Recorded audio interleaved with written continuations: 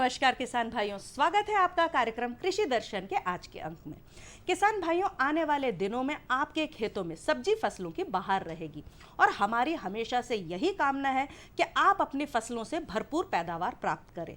लेकिन कहीं छोटी सी गलती होती है, एक छोटा सा कीट आता है और हमारी फसलों को बहुत बड़ा नुकसान पहुंचा के जाता है। तो भाई इसका उपचार क्या है? हम इसका उपचार करते हैं समन्वित कीटनाशी प्रबंधन से। तो चलिए इसी विषय की चर्चा करते हैं कि सब्जी फसलों में समन्वित कीटनाशी प्रबंधन किस प्रकार से किया जाए। इस विषय को लेकर जानकारी देने के लिए आज हमारे स्टूडियो में उपस्थित हैं हमारे एक विशेष अतिथि, जो कि हैं डॉक्टर अमित कुमार शर्मा जी। ये अधिष्ठाता छात्र कल्याण है, सह प्राध्यापक कीट शास्त्र विज्ञान, जवाहरलाल नेहरू कृषि विश्वविद्यालय जबलपुर से। नमस्कार सर, बहुत बहुत स्वागत है आपका। सबसे पहले डॉक्टर साहब, आप हमारे किसान भाइयों को ये बताइए कि समन्वित कीटनाशी प्रबंधन क्या होता है। धन्यवाद। सभी किसान भाइयों को मेरा नमस्कार। समन्वित नाशी कीट प्रबंधन दरअसल फसल को नुकसान पहुंचाने हानि पहुंचाने वाले वे नाशी कीट और इन कीटों का इस प्रकार से प्रबंधन किया जाए। यहाँ प्रबंधन शब्द का महत्व है क्योंकि हमें कीटों को पूरी तरह से नियंत्रित या उन्हें पूरी तरह से नष्ट न करते हुए उनकी संख्या को उस स्तर पर सीमित रखना है जिसे कि आर्थिक दहली स्तर कहा जाता है। उससे ऊपर वो आर्थिक क्षति स्तर तक ना पहुंचे, हमारी फसलों को आर्थिक रूप से नुकसान ना पहुंचाए। और समन्वित से यहाँ पर तात्पर्य है जितनी भी कीट प्रबंधन की विधियां हैं उन सबको समेकित करके उनको एकीकृत करके, जैसे सस्य विधि हैं, यांत्रिक विधि हैं, इसके अलावा जैविक कीट प्रबंधन की विधियां हैं। और इन सब विधियों को सामंजस्य से लगातार जब तक फसल खेत पर मौजूद है उसका प्रयोग करते हुए, उपयोग करते हुए इन कीटों की संख्या को उस दहली स्तर के नीचे रखें, जिससे कि रासायनिक कीट नियंत्रण अंतिम विकल्प के रूप में अति आवश्यक होने पर ही उपयोग किया जाए, जिससे न केवल किसान की उपज की वृद्धि हो बल्कि पर्यावरण की रक्षा भी हो सके। ये समन्वित नाशी कीट प्रबंधन है। हाँ जी, ग्रीष्मकालीन सब्जियों में कौन कौन से कीट हैं जो नुकसान पहुंचा सकते हैं? देखिए, ग्रीष्मकालीन सब्जी वर्गीय जितनी भी फसलें हैं वे सभी कीटों के लिए संवेदनशील होती हैं। अच्छा। और ग्रीष्मकालीन अगर आप सब्जियों की बात करें तो इसमें आप सामान्य भाषा में कहें तो भिंडी और आपके बैगन, इसके अलावा कद्दू वर्गीय बहुत सारी सब्जियां हैं, खीरा, ककड़ी, करेला और आपके लौकी, ये बहुत सारी बेल वाली जो हैं वो आपकी कद्दू वर्गीय सब्जियां हैं। इसके साथ साथ प्याज की फसल भी लेते हैं कृषक बंधु, मिर्च की भी फसल ली जाती है, कहीं कहीं संसाधन उपलब्ध होने पर टमाटर की भी फसल ली जाती है। तो इन सब में बहुत सारे जो हैं वो बेधक, इल्लियाँ और रस चूसक कीट, और इनका अपन कीटों का फसल के उस हिसाब से फिर चर्चा करके मैं आपके सामने उसको स्पष्ट करता हूँ। अलग अलग फसल के अलग अलग कीट हैं। जी डॉक्टर साहब, बाजार में जब भी, क्योंकि भिंडी एक ऐसी सब्जी है जो बच्चों से लेकर बड़ों तक सभी को पसंद आती है, और भिंडी जब भी ली जाती है कहीं ना कहीं देखने को मिलता है कि उसमें छेद होता है, अंदर काटने पर काला पदार्थ निकलता है या इल्ली निकलती है, तो हमें उसे विपणन करना पड़ता है। तो किस प्रकार से कीट लगते हैं भिंडी में और क्या क्या उपाय किए जाएं जिससे कि भिंडी अच्छी पैदावार प्राप्त हो? जी, ये आपका बहुत सामयिक प्रश्न है क्योंकि इस समय भी बाजार में हम देख रहे हैं कि भिंडी की उपलब्धता है, और जैसे ही ग्रीष्मकालीन आता है और ये एक बड़ी प्रचलित सब्जी है। और भिंडी में जो प्रमुख शत्रु के रूप में जिसे जाना जाता है नाशी कीट के, तो वो है भिंडी का प्ररोह और फल छेदक। अच्छा। ये दरअसल कीट जो है वो पहले जो प्ररोह निकलती हैं, जो ऊपर की शाखाएं हैं और उनसे जो निकलने वाली कलिका हैं, वहाँ पर इस कीट की मादा जो है वो अंडे देती है और वहाँ से फिर ये इल्ली जो है विकसित होते हुए फल में प्रवेश कर जाती है। इसलिए आपने बाजार में देखा होगा कि जब हम भिंडी का चुनाव करते हैं या खरीदते हैं तो वहाँ पर हम देखते हैं उसमें कोई छेद तो नहीं है। वो इसका सूचक है कि उसके अंदर इल्ली प्रवेश कर गई है, और ये न केवल इल्ली उस भिंडी को अंदर से डैमेज करती है, खाती है, बल्कि अपनी विष्ठा या अपने मल से जो है वो उसमें एक सड़न पैदा करती है और ये बाजार में बिकने लायक नहीं रहता। तो एक तो हो गया आपके ये प्ररोह एवं फलछेदक। इसके साथ साथ बहुत से रस चूसक कीट हैं, जैसे कि सफ़ेद मक्खी है, इसके अलावा जैसिड या जिसको फुदका कहते हैं। पत्ती को यदि आप थोड़ा सा टर्न करके अगर उसको पीछे की तरफ देखें तो वहाँ पर हरे मच्छर जैसे बारीक बारीक जो है आपको कीट दिखाई देंगे। इसके साथ साथ माहू जो कि एफिड होते हैं, ये भी आपको पत्तियों की जो डंठल है या जहाँ पर फल लगा हुआ है या फूल लगा है उसके नीचे बहुत संख्या में ये काले गहरे भूरे रंग के आपको रस चूसक कीट दिखाई देंगे। इनका जहाँ तक प्रबंधन का प्रश्न है तो इसके जैसा मैंने कहा अलग अलग उपाय हैं। और इसमें सस्य उपाय, यांत्रिक उपाय, जिनकी कि हम समेकित रूप से चर्चा करेंगे। तो ये तो भिंडी के प्रमुख कीट हुए जो कि फसल की पैदावार और गुणवत्ता दोनों को नुकसान पहुंचाते हैं। हाँ जी। बैंगन भी इसी प्रकार से देखने को मिलता है कि बैंगन में भी छिद्र दिखता है, उसके अंदर इल्ली दिखती है और वहां से वो सड़ जाता है। और कभी कभी तो ऐसा देखने को मिलता है कि भिंडी हो या बैंगन, इनका आकार भी परिवर्तित हो जाता है। तो ये कौन से कीट करते हैं और कैसे नियंत्रण किया जाए? बिल्कुल आपने सही कहा। जैसा भिंडी में प्ररोह और फल छेदक है, उसी प्रकार से बैंगन में भी एक प्ररोह और फल छेदक कीट होता है, जिसकी इल्ली जो रहती है वो सफ़ेद, कभी कभी हल्के गुलाबी मटमैले रंग की होती है। और इसी तरह से ये कीट भी प्ररोह में पहले आक्रमण करता है और उसके बाद ये फल में एक छेद बना करके प्रवेश कर जाता है। जैसा कि आपने खराब भटे जो या बैंगन होते हैं बाजार में, उनमें आपको वो छेद दिखाई देते हैं। अंदर रहकर बिल्कुल उसी प्रकार से ये न सिर्फ फल को खाते हैं बल्कि अपनी विष्ठा से उसको जो है वो सड़ान पैदा करने का कार्य भी करते हैं, जिससे न केवल फल की जो क्वालिटी है, उसकी गुणवत्ता है, बल्कि मार्केट में स्वस्थ फल जो है उसकी पैदावार में कमी आती है। ये तो एक प्रमुख शत्रु हुआ।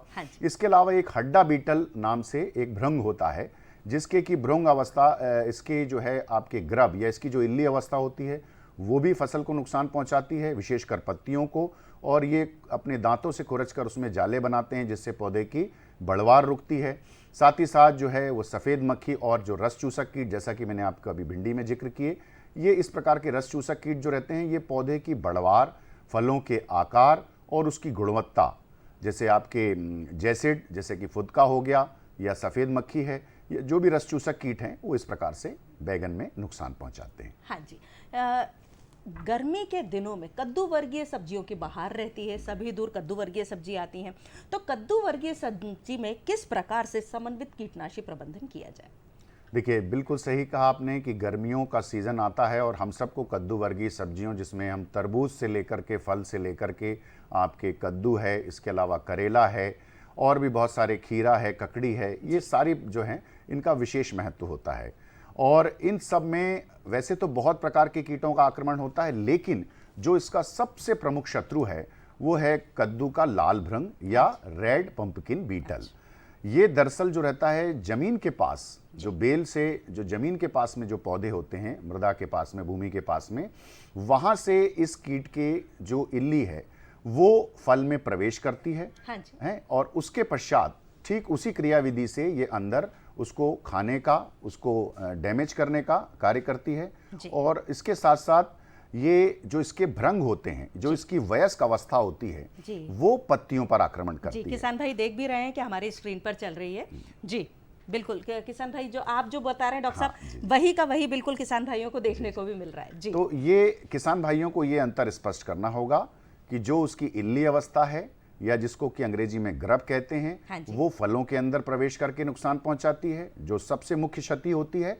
और बाद में जब ये फलों से निकल करके बाद में जब ये एडल्ट या वयस्क बन जाते हैं, जिनको कि बीटल या भृंग कहते हैं, ये लाल या नारंगी लाल रंग के बिल्कुल अलग ये स्पष्ट दिखाई देते हैं। तो ये पौधे की शाखाओं में, और जैसा कि आप अपने मॉनिटर पर देख रहे हैं, पत्तियों को छेद करके उस तरह से पौधे की बढ़वार में भी नुकसान पहुंचाते हैं। इसके अलावा एक फल मक्खी होती है, उसका भी काफ़ी क्षति देखने के लिए मिलती है। और उसके साथ साथ कुछ, जैसा मैंने आपको पूर्व में बताया कि रस चूसक कीट जो हैं, उनसे भी पौधे की बढ़वार को हानि होती है। अच्छा जी। जी, प्याज एक ऐसी सब्जी कहना चाहिए, मसाला कहना चाहिए, हमारे देश में हर जगह हर क्षेत्र में यूज़ होता है, साल भर इसकी मांग बनी रहती है। तो प्याज में कौन कौन से कीड़े नुकसान पहुंचाते हैं और उनसे क्षति कितनी प्रकार की हो सकती है, किसान भाई उनसे कैसे बच सकते हैं? देखिए, प्याज की फसल में सबसे ज़्यादा यदि क्षति होती है तो वो होती है प्याज के थ्रिप्स के द्वारा। अच्छा। ये दरअसल प्याज की जो ऊपर आप जिनको की पत्तियां समझते हैं, वो दिखाई देने वाली इन हरी पत्तियों में आपको दूर से चमकते हुए सिल्वरी शूट, उसे अंग्रेजी में कहती हैं, या चमकदार पत्तियां, ये दरअसल इस थ्रिप्स के जो है वो खुरचने के कारण ये न केवल पत्तियों से जो क्लोरोफिल है, जो हरा पदार्थ है, उसको खुरचते हैं, बल्कि उसके और जो अन्य जो अवशेष हैं वहाँ पर भी जो हैं ये दोनों क्रियाविधि से नुकसान पहुंचाते हैं, जिससे कि ये सफ़ेद चमकीली धारीदार पत्तियां आपको दिखाई पड़ती हैं दूर से। और इन पत्तियों को क्षति पहुंचाने से, चूंकि इन पत्तियों द्वारा ही भोजन बनता है और उसी से जो प्याज है, दरअसल हम जिसे प्याज के रूप में खाते हैं वो भी एक पत्ती का ही रूप है, और उसका जो भूमि के नीचे वाला जो हम जिसको कि सब्जी वाला भाग या प्याज वाला भाग जो रहता है, उसके विकास में जो है वो दिक्कत पैदा होती है, हानि होती है। और इस प्रकार ये एक कीट जो है जो अगर बहुत अधिक मात्रा में हो तो पूरी की पूरी हमारी प्याज की जो फसल है उसकी गुणवत्ता को और उसकी पैदावार दोनों को बहुत अधिक मात्रा में नुकसान पहुंचाता है। अच्छा जी, डॉक्टर साहब, मिर्च बहुत ज़्यादा प्रयोग में आती है, लेकिन मिर्च के अंदर भी कीड़ा देखने को मिलता है। कई बार तो पूरी की पूरी फसल ही खत्म हो जाती है। तो किस प्रकार से ठीक है सर, अभी पहले ले लें अपन जी। किसान भाइयों, हमारी चर्चा जारी रहेगी, लेकिन अभी रुकते हैं एक छोटे से ब्रेक के लिए। आप कहीं मत जाइएगा, हम लौट कर आते हैं।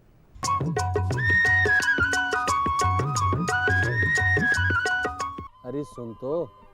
मुझे क्या सुनाना चाहते हो? जो सुनाओ मेरी सौतन को। किसको? अरे वही तुम्हारा मोबाइल फोन जिससे सुबह शाम दिन रात चिपके रहते थे और कहते थे किसान कॉल सेंटर से बातें हो रही हैं। अच्छा ये बात है।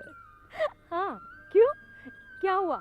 अब बात नहीं होती क्या? अब तो झट से बात हो जाती है। संबंधी समस्याओं का अपनी भाषा में तुरंत हल पाने के लिए पूरे भारत में किसी भी फोन से हेल्पलाइन नंबर पर संपर्क करें। किसानों का दोस्त किसान कॉल सेंटर।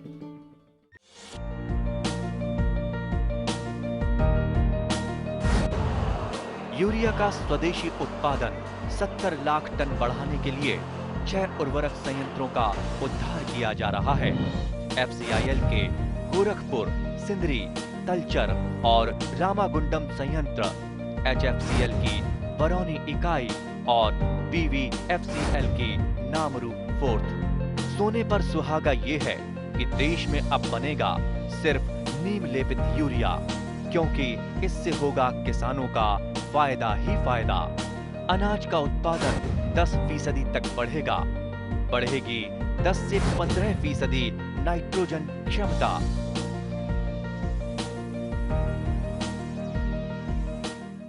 किसान भाइयों, आज के अंक में हम चर्चा कर रहे हैं कि किस प्रकार से सब्जी फसलों के अंदर समन्वित कीटनाशी प्रबंधन किया जाए।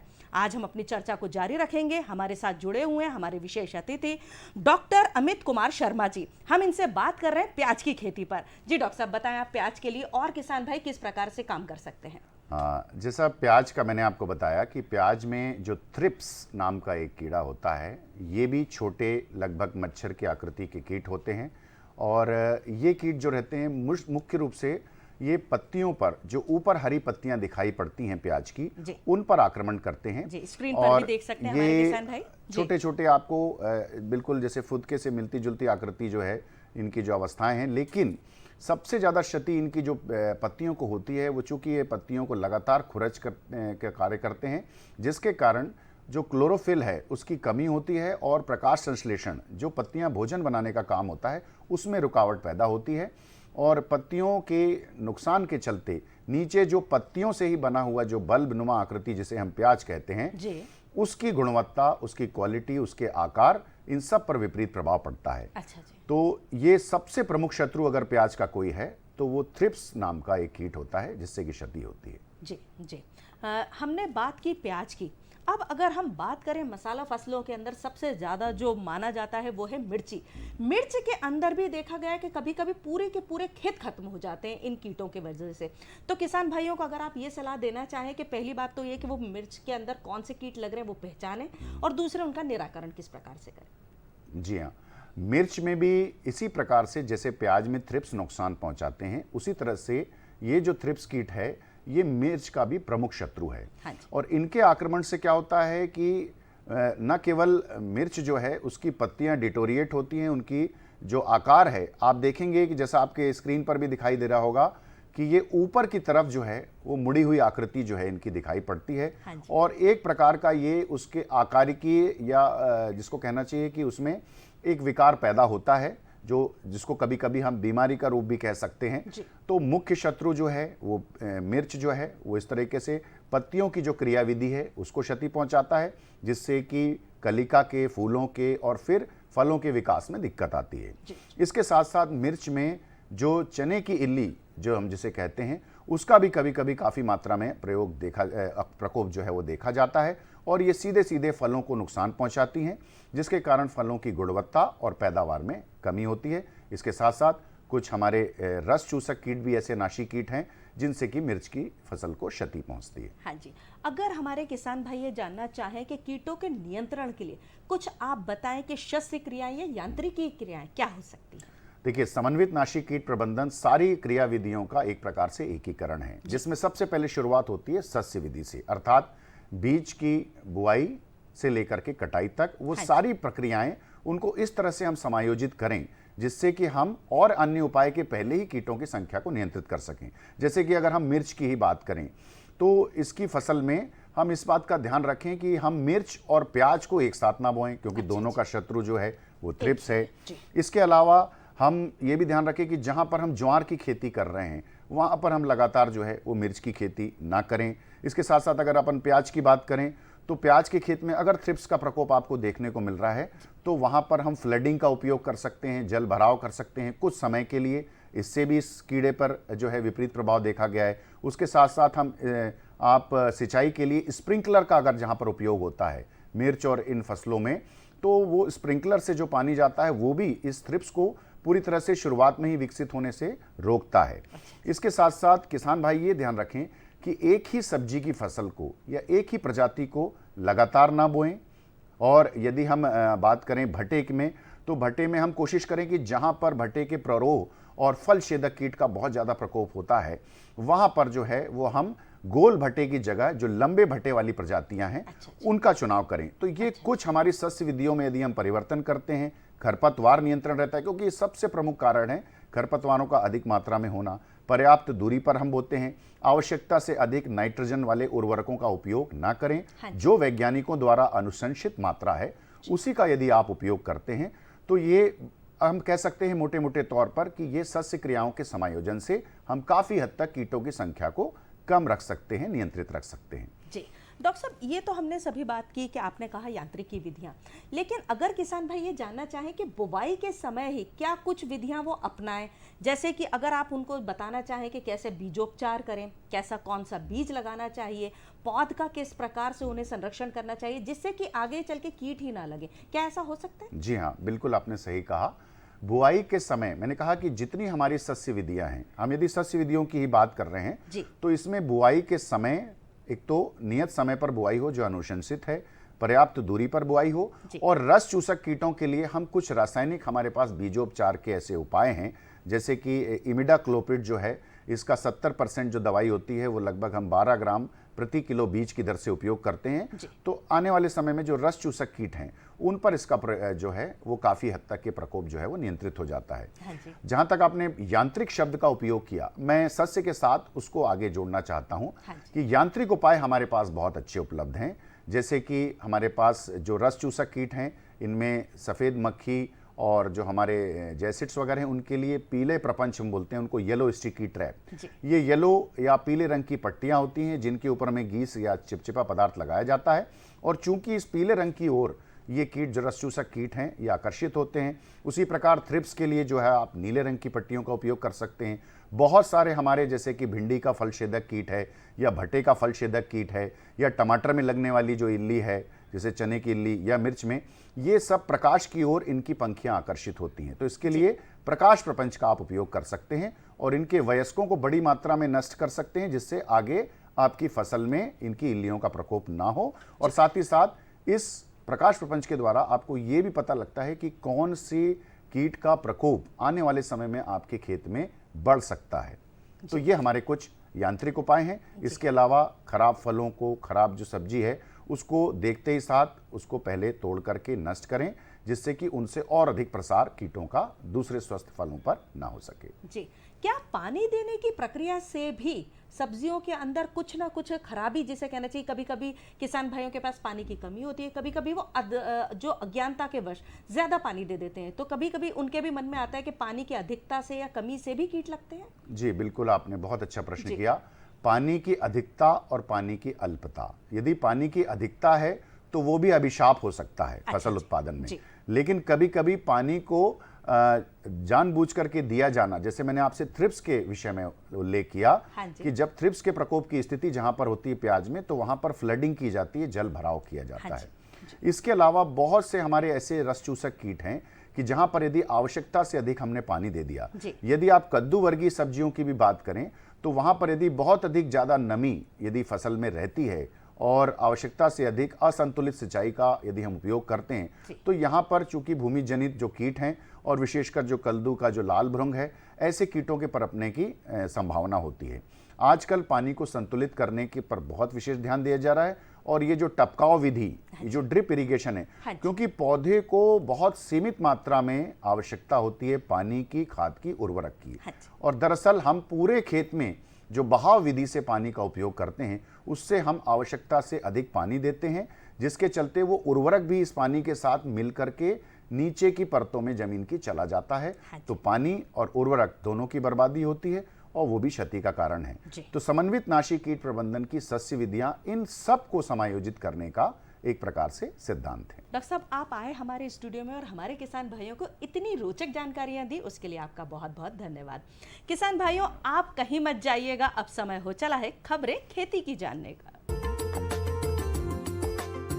नमस्कार किसान भाइयों, बहुत स्वागत है आपका खबरें खेती में। शुरुआत करेंगे सुर्खियों के साथ। कृषि क्षेत्र की मजबूती के लिए सरकार प्रतिबद्ध, किसानों को मिलेगी 24 घंटे बिजली। गेहूं निर्यात की गति बढ़ाने मंडी बोर्ड ने बैठक की। मूंग का पीला मोजाइक रोग से बचाव, भिंडी को फुदका रोग से बचाएं।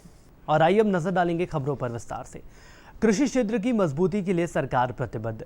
केंद्रीय कृषि एवं किसान कल्याण मंत्री नरेंद्र सिंह तोमर ने दिल्ली में एक कार्यक्रम में अपने मंत्रालय से संबद्ध कामकाज को और सरल तथा सुविधाजनक बनाने के लिए 2 पोर्टल लॉन्च किए हैं। पहला पोर्टल कीटनाशकों का व्यापक पंजीकरण के नाम से है, जो कि फसल सुरक्षा सामग्री के पंजीकरण संबंधित प्रक्रिया को गति व पारदर्शिता प्रदान करता है। दूसरा पोर्टल है वनस्पति संगरोध प्रबंधन प्रणाली, जो कि कृषि उत्पादों के निर्यात व आयात संबंधी दस्तावेजों को जारी करने में मुख्य भूमिका निभाता है।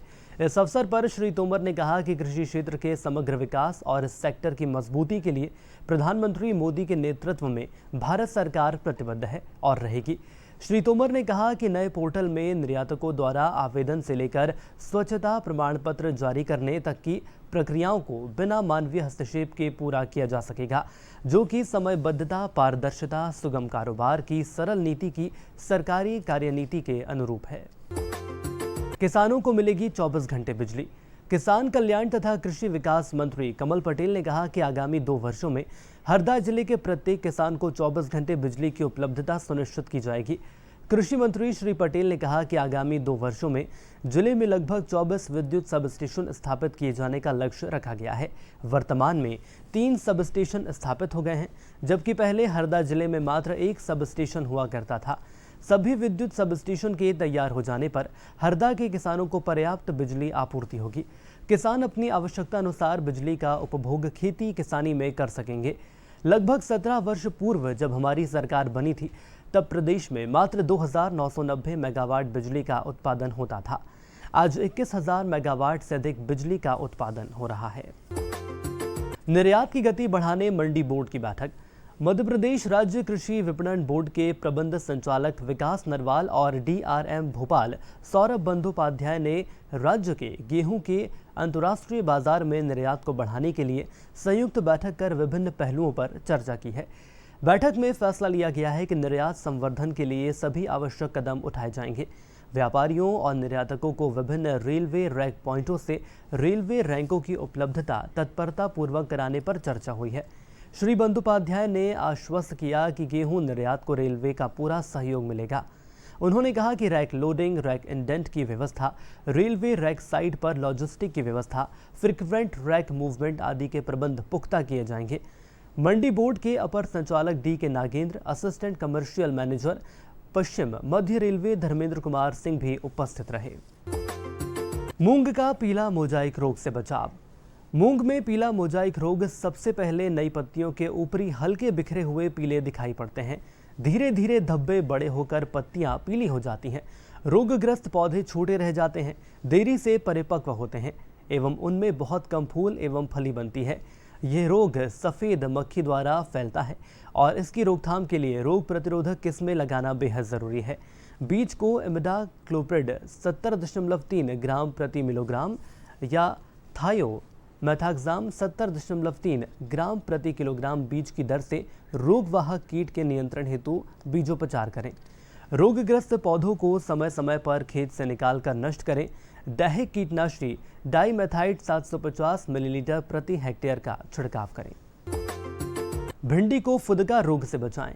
भिंडी में फुदका रोग शिशु एवं वयस्क दोनों ही अवस्था में हानिकारक होते हैं। ये पौधे की पत्तियों को निचली सतह से रस चूसते हैं। इसमें ग्रसित पत्तियां पीली पड़ जाती हैं और अधिक प्रकोप होने पर मुरझाकर सूख जाती हैं। बदली के मौसम में इसका प्रकोप बढ़ जाता है। वयस्क कीट 2 से 3 मिलीलीटर लंबे हरे रंग के होते हैं तथा ये हमेशा तिरछे चलते हैं। हरे रंग का छोटा सा कीट जो कि पत्तियों का रस चूसता है, जिससे पत्तियां नीचे की ओर मुड़ जाती हैं। इसकी रोकथाम के लिए नीम का काढ़ा या गौमूत्र को माइक्रोजाइम के साथ अच्छी तरह से मिलाकर मिश्रण तैयार कर इस मिश्रण को 250 मिलीलीटर प्रति पंप में डालकर फसल में तरबतर कर छिड़काव करें। और किसान भाइयों, इसी के साथ खबरें खेती में इतना ही। दीजिए इजाजत, नमस्कार।